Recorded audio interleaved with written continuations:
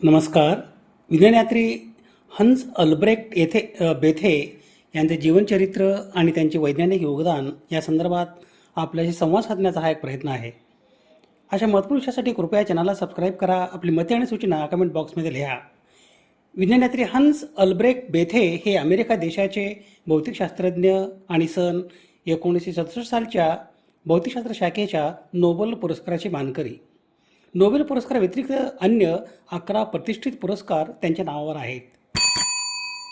Huns Albrecht बेथे यांच्या संशोधन कार्यातील महत्त्वपूर्ण विषय म्हणजे अणुकेंद्रकीय भंजन आणि अणुकेंद्रकीय सम्मिलन. अणुकेंद्रीय भंजन म्हणजे न्यूक्लिअर फिशन आणि अणुकेंद्रीय सम्मिलन म्हणजे न्यूक्लिअर फ्युजन. या दोन्ही अणुकेंद्रातील प्रक्रिया आहे ज्यातून प्रचंड प्रमाणात ऊर्जा निर्माण होते. फरक एवढाच आहे की भंजन प्रक्रियेत जड केंद्रक फुटून हलके केंद्रक बनते, तर सम्मिलन प्रक्रियेत दोन हलकी केंद्रके एकत्र येऊन जड केंद्रक तयार करतात. अणुकेंद्रीय भंजन या प्रक्रियेत युरेनियम किंवा प्लुटोनियम सारख्या जड आणि अस्थिर अणूच्या केंद्रावर न्यूट्रॉनचा मारा करून त्याचे दोन हलक्या केंद्रकामध्ये विभाजन केले जाते. केंद्रक फुटल्यावर प्रचंड प्रमाणात ऊर्जा आणि अतिरिक्त न्यूट्रॉन बाहेर पडतात. हे न्यूट्रॉन इतर अणूवर आदळून साखळी अभिक्रिया चेन रिॲक्शन निर्माण करतात. ही प्रक्रिया अणुऊर्जा प्रकल्पामध्ये वीज निर्मितीसाठी नियंत्रित पद्धतीने वापरली जाते. दुसरे महायुद्ध संपवताना जपानमधील हिरोशिमा नागासाकीवर टाकण्यात आलेले अणुबॉम्ब याच सिद्धांतावर आधारित अनियंत्रित भंजन प्रक्रियेचे उदाहरण होते.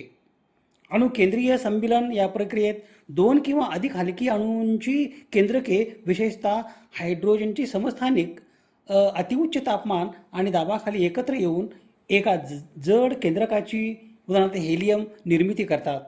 सम्मिलनातून भंजन प्रक्रियेपेक्षा कित्येक पटीने जास्त ऊर्जा मुक्त होते. नैसर्गिक स्रोत संदर्भात सांगायचे झाले तर सूर्य आणि इतर ताऱ्यामध्ये अविरत प्रकाश आणि उष्णता निर्माण होण्याचे मुख्य कारण अणुकेंद्रीय सम्मिलनच आहे. हायड्रोजन बॉम्ब हा याच प्रक्रियेचा अनियंत्रित स्फोटक आविष्कार आहे. सध्या जगभरातील शास्त्रज्ञ स्वच्छ आणि अमर्याद ऊर्जा निर्मितीसाठी फ्युजन रिॲक्टर विकसित करण्याचे संशोधन करत आहेत. अल्ब्रेक्ट बेथे यांच्या अणुकेंद्रक प्रक्रिया संदर्भात संशोधन कार्यामुळे ग्रहांना ऊर्जा मिळण्याचे स्रोत आणि त्याची प्रणाली याचा अंदाज लावणे शक्य झाले. अणुकेंद्राच्या भंजन या प्रक्रियेत खूप मोठ्या प्रमाणात ऊर्जा बाहेर पडते. सध्याच्या अणुभट्टी किंवा न्यूक्लिअर रिॲक्टर यामध्ये हे तत्त्व वापरले जाते. अणुकेंद्रकीय सम्मिलन या प्रक्रियेमधून ताऱ्यामधून प्रचंड प्रमाणात ऊर्जा उत्सर्जित होते. हे हन्स अल्ब्रेक्ट बेथे यांनी सिद्ध केले. हन्स अल्ब्रेक्ट बेथे यांचा जन्मदिनांक 2 जुलै 1906 रोजी स्ट्रॉसबर्ग या शहरात झाला. त्या काळात स्ट्रॉसबर्ग हे शहर जर्मनी देशाचा भाग होता. त्यांचे शालेय शिक्षण जर्मनी देशातील फ्रँकफर्ट येथे जिम्नॅशियम स्कूल येथे पूर्ण झाले. त्यांचे पदव्युत्तर शिक्षण फ्रँकफर्ट विद्यापीठात पूर्ण झाले. संशोधन पदवी शिक्षण फ्रँकफर्ट म्युनिच विद्यापीठात पूर्ण झाले. सन 1928 ते सन 1933 या कालावधीत ते म्युनिच येथील ट्युबिंगन विद्यापीठात भौतिकशास्त्र विषयाच्या प्राध्यापकपदावर कार्यरत होते. सन 1933 हन्स अल्ब्रेक्ट बेथे यांना जर्मनी देशातून इंग्लंड देशामध्ये स्थलांतर करावे लागले. इंग्लंडमध्ये प्रथम मँचेस्टर विद्यापीठात आणि नंतर ब्रिस्टॉल विद्यापीठात भौतिकशास्त्र या विषयाच्या प्राध्यापकपदावर कार्यरत होते. हन्स अल्ब्रेक्ट बेथे यांनी सन 1935 इंग्लंड या देशातून अमेरिका देशामध्ये स्थलांतर केले. सन 1935 पासून हन्स अल्ब्रेक्ट बेथे हे अमेरिकेतील कॉर्नेल विद्यापीठ न्यूयॉर्क येथे भौतिकशास्त्र या विषयाच्या प्राध्यापक पदावर कार्यरत होते. यानंतर पुढची पूर्ण कारकीर्द त्यांनी कॉर्नेल विद्यापीठामध्येच राहणे पसंत केले. दुसरे महायुद्ध कालावधीत हन्स अल्ब्रेक्ट बेथे यांनी केलेल्या कामामुळे Massachusetts institute of technology MIT मधील रेडिएशन लॅबमध्ये मायक्रोवेव्ह रडारवर काम करण्याची संधी मिळाली. Massachusetts institute of technology MIT हे अमेरिका देशातील मॅसॅच्युसेट्स या राज्यातील नामांकित संशोधन विद्यापीठ आहे. Massachusetts institute of technology MIT ही जगातील सर्वोत्तम शैक्षणिक संस्था मानली गेली आहे. यासोबतच त्यांना न्यू मेक्सिकोतील लॉस एल्मॉस इथे बहुचर्चित मॅनहॅटन प्रकल्पावर अमेरिकेच्या अणुबॉम्ब प्रकल्पाचे सदस्य म्हणून संशोधन करण्याची संधी मिळाली. MIT आणि मॅनहॅटन येथील कार्यकालावधीत हन्स अल्ब्रेक्ट बेथे यांनी विखंडन प्रक्रियेने स्फोट होणाऱ्या अणुबॉम्बची परिणामकारकता ठरविणे यासाठी रिचर्ड फाइनमन यांच्याबरोबर काम केले. त्यांनी रेडिएशन शास्त्रातील बेथे फाइनमन सूत्र विकसित केले. त्याचप्रमाणे त्यांनी अणुबॉम्बमधील स्फोटक यांचे वस्तुमान या संदर्भातील संशोधन कार्य केले.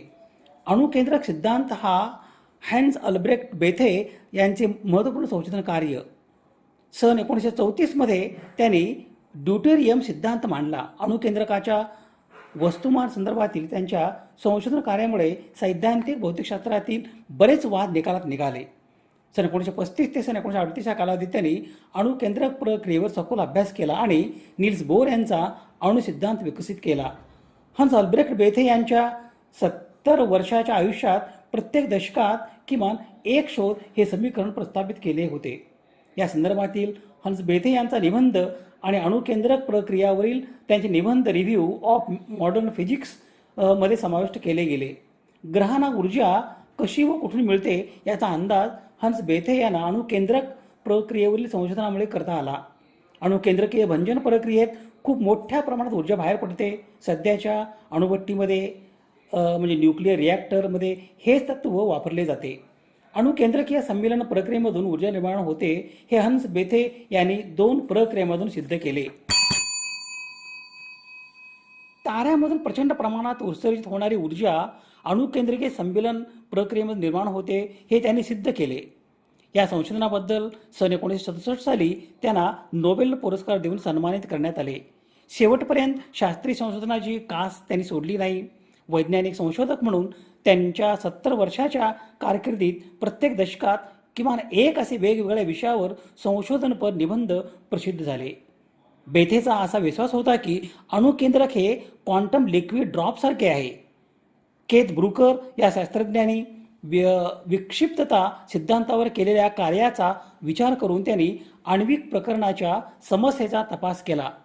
जेफ्री गोल्डस्टोन यांच्यासोबत काम करताना बेथे यांनी एक उपाय तयार केला जेथे असीम हार्ड कोर क्षमता होती.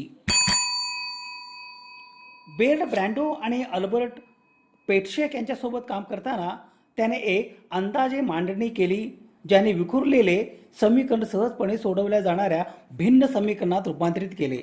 यानंतर त्याला बेथे फद्दीव समीकरणाकडे नेले जे लुडविग फडदेवच्या 3 बॉडी स्कॅटरिंगच्या दृष्टिकोनाचे सामान्यीकरण होते. त्यानंतर त्यांनी न्यूट्रॉन ताऱ्याचे परीक्षण करण्यासाठी या यंत्राचा वापर केला. त्यांची घनता केंद्रकासारखीच असते. बेथे याने त्यांच्या 90च्या दशकाच्या उत्तरार्धात सुपरनोव्हा, न्यूट्रॉन तारे, कृष्णविवर आणि सैद्धांतिक खगोल भौतिकशास्त्रावरील इतर समस्यावर संशोधन सुरू ठेवले. हे करताना त्यांनी स्टोनी ब्रुक युनिव्हर्सिटीच्या जेराल्ड ई ब्राऊन यांच्याशी सहकार्य केले. सन 1978 ब्राऊन ने प्रस्तावित केले की ते सुपरनोव्हावर सहयोग करतात आणि आण्विक भौतिकशास्त्रासोबत अनेक दशकापासून काम करत असलेल्या तंत्राचा वापर करून आणि अणुस्फोटांच्या गणनेतील काही अनुभवांचा वापर करून बेथने तारकीय ग्रॅव्हिटी सेंटर्ड समस्या आणि सुपरनोव्हा स्फोटात विविध घटकांचा ज्या प्रकारे परिणाम झाला त्या समस्या सोडवल्या. पुन्हा एकदा तो समस्या भेदक समीकरणाच्या संचापर्यंत कमी करण्यात आणि त्यांचे निराकरण करण्यात सक्षम झाला. वयाच्या 85व्या वर्षी बेथेने सौर न्यूट्रिनो समस्येबद्दल एक महत्त्वाचा लेख लिहिला. त्यामध्ये त्यांनी सिद्धांत आणि प्रयोग यांच्यातील त्रासदायक विसंगती स्पष्ट करण्यासाठी स्टॅनिस्लाव मिखेएव, अलेक्सिस स्मर्नोव आणि लिंकन ओल्फेनस्टाईन यांनी प्रस्तावित केलेल्या इलेक्ट्रॉन न्यूट्रिनोच्या म्युऑन न्यूट्रिनोमध्ये रूपांतर करण्याची यंत्रणा स्थापित करण्यात मदत केली. बेथेने असा युक्तिवाद केला की सौर न्यूट्रिनो समस्या समजून घेण्यासाठी मानक मॉडेलच्या पलीकडे भौतिकशास्त्र आवश्यक आहे, कारण न्यूट्रिनोचे वस्तुमान नसते आणि त्यामुळे ते एकमेकांमध्ये रूपांतरित होऊ शकत नाहीत असे गृहीत धरले होते. मिखेएव, स्मिर्नोव, ओल्फेनस्टाईन, MSW प्रभावाने हे घडणे आवश्यक होते. बेथे यांना आशा होती की ऑन्टारिओमधील सडबरी न्यूट्रिनो ऑब्झर्वेटरी SNOद्वारे त्यांच्या 90व्या वाढदिवसापर्यंत पुष्टी करणारे पुरावे सापडतील. परंतु जून 2001पर्यंत त्यांना ऑन्टारिओमधील सडबरी न्यूट्रिनो ऑब्झर्वेटरी SNOकडून कॉल आला नाही. जेव्हा ते 95 वर्षात होते, सन 1996मध्ये कीप थॉर्न याने LIGO बद्दल बेथे आणि ब्राऊनशी संपर्क साधला. Laser interferometer, gravitational wave observatory neutron तारे आणि कृष्णविवर विलीन झाल्यापासून गुरुत्वीय लहरी शोधण्यासाठी डिझाईन केलेले. बेथे आणि ब्राऊन न दिसणाऱ्या गोष्टीची गणना करण्यात उत्तम असल्याने ते विलिनीकरणाकडे पाहू शकतील का? 90 वर्षांची बेथे त्वरित उत्साही झाले आणि लवकरच आवश्यक गणना करण्यास सुरू केली. याचा परिणाम सन 1998मध्ये evolution of binary compost compact objects which merge या विषयावरचा पेपर होता, ज्याला ब्राऊनने दोघांनी मिळून तयार केला सर्वोत्तम मानला जातो. बेथे यांना त्यांच्या हयातीत आणि त्यानंतर अनेक सन्मान आणि पुरस्कार मिळाले. त्यांना मिळालेल्या सन्मानांची ही यादी आहे. सन 1947मध्ये American Academy of Arts and सायन्सचे फेलो, नॅशनल अकॅडमी ऑफ सायन्सेसचे Henry Draper Medal, American Philosophical सोसायटीमध्ये निवड, मॅक्स प्लँक पदक, रॉयल सोसायटीचे परदेशी सदस्यपदी निवड, फ्रँकलिन पदक, royal astronomical society Eddington medal आणि युनायटेड स्टेट्स अणुऊर्जा आयोगाचा एन्रिको फर्मी पुरस्कार, रमफोर्ड पुरस्कार, भौतिकशास्त्र शाखेचे नोबेल पारितोषिक, National Medal of Science, German Academy of सायन्सेसचे लिओपोल्डना याचे सदस्य, ओरस्टेड मेडल, रॉयल सोसायटी.